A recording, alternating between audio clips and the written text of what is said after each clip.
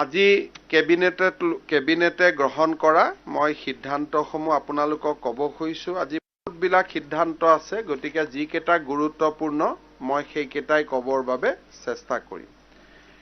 আপোনালোকে জানে যে আগত আমি অসমত এগৰাকী গৰ্ভৱতী মহিলাই সন্তান প্ৰসৱ কৰাৰ পিছত ঘৰলৈ উভতি যাবৰ কাৰণে আমি আদৰণি সেৱা আৰম্ভ কৰিছিলোঁ। কেবিনেটত আমি দেখিলোঁ যে বহুতে আজিকালি নিজৰ বাহনতে আহে, নিজৰ বাহনতে ঘূৰি যায়। তাৰ ফলত আদৰণি সেৱা বহুত মায়ে বা বহুত মাতৃয়ে ব্যৱহাৰ নকৰে। সেইবাবে আদৰণি সেৱাৰ পৰিৱৰ্তে সকলো গৰ্ভৱতী প্ৰসূতি মহিলাক আমি 700কৈ টকা বেংক একাউণ্টত দিয়াৰ বাবে সিদ্ধান্ত লৈছোঁ। আদৰণি সেৱা বন্ধ হৈ যাব, 700 টকা বেংক একাউণ্টত লাভ কৰিব। তেতিয়া আজিৰ দিনত আদৰণি প্ৰায় 1.5 লাখ মহিলাই ব্যৱহাৰ কৰে। তেতিয়া সম্পূৰ্ণ 5 লাখ মহিলাই 700 টকাকৈ পোৱাৰ বাবে তেওঁলোকে সুবিধা পাব। আজিৰ কেবিনেটত আমি BTCলৈকে আগবঢ়োৱা ধনৰাশিৰ বাৰ্ষিক বাজেটৰ প্ৰথম ইনষ্টলমেণ্ট 361 কোটি টকা আমি অনুমোদন জনাওঁ। 361 কোটি টকা। কেইদিনমান আগতে আপোনালোকে সোণাৰাম খেলপথাৰত সমতাৰ কথাৰে জীৱনৰ জয়গান এটা সুন্দৰ অনুষ্ঠান আপোনালোকে দেখিছিলে, য'ত আমাৰ চাফাই কৰ্মচাৰী সন্তানসকলে সত্ৰীয়া নাচ নাচিছিলে, বিহু নাচ নাচিছিলে। আজি তেখেতসকলৰ বাবে ৰাজ্য চৰকাৰে এখন চাফাই কৰ্মচাৰী আয়োগ গঠনৰ সিদ্ধান্ত লৈছে। এই চাফাই কৰ্মচাৰী আয়োগখনৰ জৰিয়তে তেওঁলোকৰ উন্নয়ন আৰু তেওঁলোকৰ ৱৰ্ক প্লেছত তেওঁলোকক যিখিনি সন্মান দিব লাগে সেইখিনি এই চাফাই কৰ্মচাৰী আয়োগখনে চোৱা চিতা কৰিব, নিৰূপণ কৰিব। আজি আমি এটা কেবিনেটত ঐতিহাসিক সিদ্ধান্ত লৈছোঁ। সেইটো হ'ল 1985 চনৰ পৰা অসম আৰক্ষীৰ যিসকল জোৱান শ্বহীদ হ'বলগীয়া হৈছিল, বিভিন্ন সময়ত তেওঁলোকে সন্ত্ৰাসবাদীৰ গুলীত নিহত হৈছিলে, চৰকাৰে বিভিন্ন সময়ত আৰ্থিক সাহায্য দিছিল যদিও তেওঁলোকৰ পৰিয়ালত চাকৰি দিব পৰা নাছিল। যিসকল এনে শ্বহীদ পৰিয়ালে ইতিমধ্যে চাকৰি পাইছে তেওঁলোকে দ্বিতীয়বাৰ নাপাব, কিন্তু যিসকলে একেবাৰে চাকৰি নাপালে তেওঁলোকৰ পৰিয়ালত আজি আমি একোটাকৈ চাকৰি দিয়াৰ বাবে সিদ্ধান্ত লৈছোঁ। প্ৰায় 400তকৈও অধিক শ্বহীদৰ পৰিয়াল ইয়াৰ পৰা উপকৃত হ'ব। আৰু 1985 চনৰ পৰা এটা যি চৰকাৰে কৰিবলগীয়াত ক'ৰবাত আমি কৰিব পৰা নাছিলোঁ, এটা বহুদিনীয়া ক'ব গ'লে মই একেবাৰে ৰং বুলি ক'ব খোজা নাই, কিন্তু নৈতিকভাৱে বহুদিনে কৰি অহা ভুল এটা আমি আজি শুদ্ধ কৰিব খুজিছোঁ। 400ৰ ওচৰা-ওচৰি পৰিয়াল লাভৱান হ'ব, কিন্তু অসম আৰক্ষীৰ কমিটি এখন কৰি দিছোঁ, তেওঁলোকে চাব, কাৰণ কিছুমানক চাকৰি দিয়াও হৈছিলে। এটা পৰিয়ালে দ্বিতীয়বাৰ নাপাব। আজি আমি অসমত 162খন আৰু নতুন থানা বনাবৰ বাবে 525 কোটি টকাৰ অনুমোদন জনাইছোঁ। 162 নিউ পুলিচ ষ্টেচন, পুৰণা ভাড়াঘৰত আছে, বিল্ডিং আছে, গতিকে আমি মৈত্ৰী আঁচনিত আৰু 162খন পুলিচ থানা অন্তৰ্ভুক্ত কৰিছোঁ। 523 কোটি টকা বিনিয়োগ হ'ব। পলাশবাৰীত আমি এনেকুৱা এখন থানা বনাব খুজিছোঁ, যি থানাৰ ওপৰ মহলতে সকলো কৰ্মচাৰীৰ কোৱাৰ্টাৰ থাকিব, তলত থানাখন থাকিব, আৰু থানাখনৰ গোটেই কনিষ্টবলৰ পৰা OCৰ পৰা SI লৈকে সকলোৰে ঘৰ ওপৰ মহলাত থাকিব। সেইটো আমি ইণ্টিগ্ৰেটেড পুলিচ ষ্টেচন বুলি কৈছোঁ। বাকীবোৰ নৰ্মেল হ'ব। এইখন আমি অলপ পলাশবাৰীত এখন ভাল থানা এখন বনাব খুজিছোঁ, য'ত গোটেই পৰিয়ালবিলাকো একেলগে থাকিব পাৰে। আজি আমি আৰু এটা সিদ্ধান্ত লৈছোঁ। অসম লোকসেৱা আয়োগে আমাক অনুৰোধ কৰিছিলে যে APSCৰ পৰা অপশ্যনেল পেপাৰ কেইখন বাদ দিব লাগে, কাৰণ আপোনালোকে জানে যে মেথছ আৰু ছায়েন্সৰ ষ্টুডেণ্টে 100ৰ ভিতৰত 100 পাব পাৰে অসমীয়া বা ইংৰাজী ষ্টুডেণ্টে নোৱাৰে গতিকে আমি সাবজেক্ট অপচনেলটো আমি নোহোৱা কৰি দিছো আৰু জেনাৰেল পেপাৰ যি থাকিব লাগে থাকিব জেনাৰেল পেপাৰতে সাবজেক্ট বিলাকৰ ওপৰত তেওঁলোকে প্ৰশ্নৰ উত্তৰ কৰি দিব লাগিব ভাৰতবৰ্ষৰ বহু ৰাজ্যই অপচনেল পেপাৰ নোহোৱা কৰিছে এইবাৰ 2 দিনতে অসম লোকসেৱা আয়োগৰ এডভাৰটাইজ হ'ব আৰু 700 পোষ্টৰ তাৰ আগে আগে আমি অপচনেল পেপাৰখন আজিৰ পৰা আমি বিলুপ্তি কৰিছো দুখন অপচনেল পেপাৰ আছিল সেই দুখন এতিয়া নাথাকিব গতিকে এটা সাবজেক্ট স্পেসিফিক পৰীক্ষা নহব এজন লৰা এসিএস হবৰ কাৰণে তেওঁৰ সামূহিক জ্ঞান থাকিব লাগিব সকলো সাবজেক্টৰে অলপ অলপ জ্ঞান থাকিব লাগিব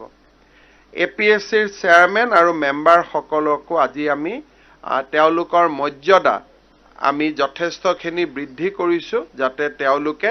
সপ্তম বেতন আয়োগৰ দৰমহা পাব পাৰে আজি কেবিনেটত আমি আৰু এটা গুৰুত্বপূৰ্ণ সিদ্ধান্ত গ্ৰহণ কৰিছো যে গ্ৰেড 1 আৰু 2 চাকৰিটো আমি টোটাল 2% না 2% চাকৰি আমি এক্স সাৰ্ভিসমেনৰ কাৰণে আমি ৰিজাৰ্ভ কৰিছো আমি বিচাৰিছো যে আমাৰ সেৱাত কৰ্নেল বা মেজৰ ৰিটায়াৰ হোৱা ব্যক্তিসকল আহক যাতে চৰকাৰত কৰ্ম সংস্কৃতিৰ এটা নতুন পৰিবেশ হয় তাৰ পৰিপ্ৰেক্ষিতত আমি 2% সিট বা 2% আসন গ্ৰেড 1 আৰু 2 আমি সেনা বাহিনীৰ পৰা যি এক্স আৰ্মি তেওঁলোকে বহুত আগতে ৰিটায়াৰ পায়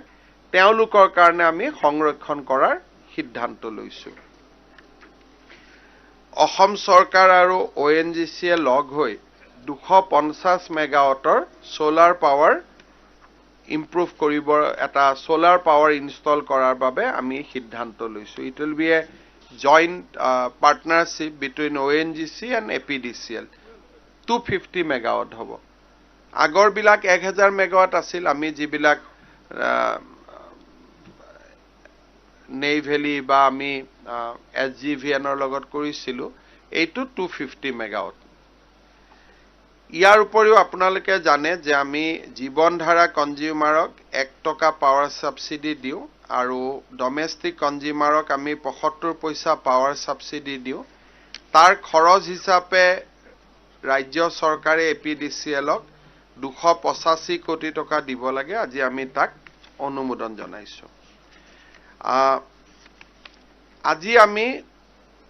কেবিনেটে 40 লাখ লোকক নতুনকৈ ৰেশন কাৰ্ড দিবৰ কাৰণে সিদ্ধান্ত গ্ৰহণ কৰিছো 40 লাখ তাৰ মানে বিনামূলীয়া চাউল আৰু 40 লাখ লোকে এতিয়াৰ পৰা পাব আৰু তাৰ মানে আমি এটা হিসাব কৰি চাইছো প্ৰত্যেক বিধানসভা সমষ্টিত প্ৰায় 30ৰ পৰা 31,000 নতুন ব্যক্তি পৰিয়াল নহয় 40 লাখ হেড কাউন্ট মানুহে পাব পৰিয়ালে নহয় পৰিয়াল বুলি কলে 6000 মান হ'ব যদি 5 জনীয়া পৰিয়াল ধৰি লও এইটো 40 লাখ ব্যক্তিয়ে নতুনকৈ ৰেশন কাৰ্ড পাব 40 লাখ ব্যক্তি আজি এটো আমি একেলগে ইয়াত এটো থাকিব গুটেখিনিৰ মাজত এইখিনি এটা আমাৰ গুটেখিনি কাম হৈছে আৰু কেবিনেটৰ নিযুক্তিৰ ওপৰত আমি কেইটামান আজি সিদ্ধান্ত লৈছো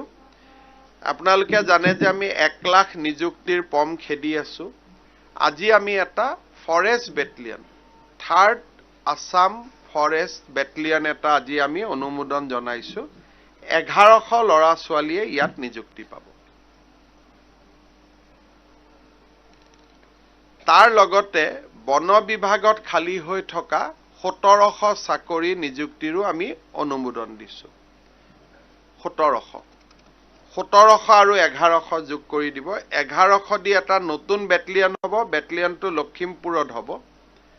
1700 আদাৰৱাইজ খালী হৈ থকা পদ নতুন পদো সৃষ্টি কৰিছো পুৰণা পদ ফিলাপৰো আমি অনুমোদন জনাইছো ঠিক সেই ধৰণে শিক্ষা বিভাগত ৰেগুলাৰ আৰু কন্ট্ৰাকচুৱেল দুইটা মিলি আজি আমি বহুখিনি পোষ্টৰ অনুমোদন দিছো প্ৰায় 6-7 হাজাৰ হ'ব সেইখিনি আৰু খালী হৈ থকা পোষ্ট গুটেইখিনি 30 ডিসেম্বৰৰ আগতে শিক্ষা বিভাগে বিজ্ঞাপন দিব গতিকে আমি যেটো মই আপোনালোকক কৈছিলো যে আমি 30 জানুৱাৰীৰ আগতে আমি 1 লাখ চাকৰি এটলিষ্ট এডভাৰটাইজমেন্টটো শেষ কৰিব খুজিছো এতিয়া আমাৰ 40,000 আমি নিযুক্তি দিলো 30,000 ৰিজাল্ট প্ৰসেসিংত আছে 70,000 হল আজিৰ কেবিনেটত লোৱা এইখিনি সিদ্ধান্তৰ জৰিয়তে বাকি 30,000ও আমি এডভাৰটাইজ উলিয়াব পাৰিম নিযুক্তিৰ প্ৰক্ৰিয়াটো অলপ সময় লাগিব কিন্তু এডভাৰটাইজ খিনি হৈ যাব তাৰ মানে মোটামুটি 1 লাখটো আমি প্ৰায় শেষ কৰিলো এডভাৰটাইজৰ কাৰণে নিযুক্তিটো সময় লাগিব বিজ্ঞাপন বা যত নতুন পোষ্ট ক্ৰিয়েট কৰিব লাগিছিল আমি ক্ৰিয়েট কৰিলো আজি আমি এডুকেশনতো বহুখিনি পোষ্ট ক্ৰিয়েট কৰিছো গতিকে ক্ৰিয়েট কৰা কাম হৈ গল এতিয়া 30,000 পোষ্ট আৰু এডভাৰটাইজ হ'ব 40,000 ৰিক্ৰুটমেন্ট হল 30,000 ৰিজাল্ট ওলাব বাকি আছে গতিকে 40 30 70 70 30 1 লাখ এইখিনি আজি কেবিনেটত মুখ্যতঃ সিদ্ধান্ত আছিল আৰু আপোনালোকক মই কৈছোৱে যে আজি কেবিনেটে দেৰগাঁৱত থকা অসম পুলিচ একাডেমীখন লাচিত বৰফুকন পুলিচ একাডেমী নামেৰে নামকৃত কৰিছে আগতে আছিল অসম পুলিচ একাডেমী এতিয়া নাম হ'ব লাচিত বৰফুকন পুলিচ একাডেমী প্ৰায় 27-28টা আজি ডিসিশন গতিকে অলপমান প্ৰায় 27টা মই গায়ে দিলো গুটেই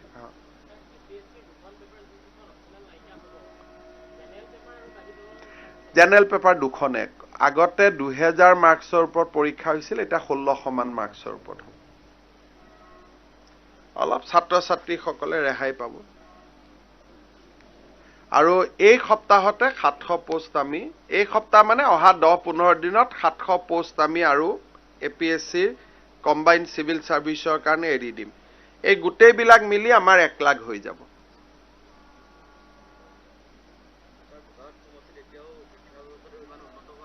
এইবিলাক নকবা কেবিনেটত আৰু এইবিলাক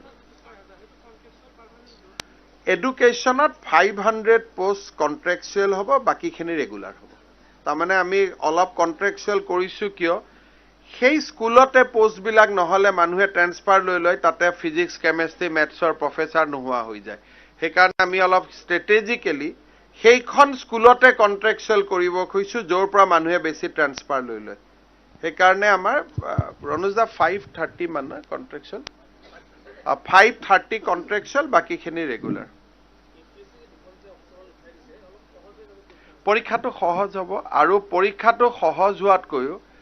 আগত আছিল কি ইউপিএসসিত নৰমেলাইজ কৰে ম্যাথছত যদি 100 পায় ইংৰাজীত 60 পায় দুইটাৰ মাজত এটা এভাৰেজ উলিয়ায় আমাৰ ইয়াত সেই প্ৰক্ৰিয়াটোত বহুত খেলি মেলি গণ্ডগোল হ'ব সেই কাৰণে আমি পেপাৰখিনিকে উলিয়াই দিলো আৰু ভাৰতৰ ম্যাক্সিমাম ষ্টেটে সেইটোৱে কৰিছে পেপাৰখনকে উলিয়াই দিছে নহলে এটা লৰা যদি হি ম্যাথছ ভাল জানে হিটো 100 আপোন 100 পাই যাব কিন্তু ইংৰাজীতটো 100 আপোন 100 নাপায় বা বড়ো অসমীয়াত 100 আপোন 100 নাপায় সেইকাৰণে ই সকলো ধৰণৰ লৰা ছোৱালীক এপিএসসি লৈ অহাত এটা সুবিধা কৰি দিব হেতু এপিএসসি সিলেবাস দিব এটো কেবিনেটৰ লগত সম্পৰ্ক নাই কিন্তু মই জানাত বাকি বিলাক যি অপচনেল পেপাৰৰ এটা দুটা কোৱেশ্চন জেনেৰেল পেপাৰখনতে তেওঁলোকে লোড কৰি দিব যাতে সকলো সাবজেক্টৰে লৰাজনৰ নলেজ থাকে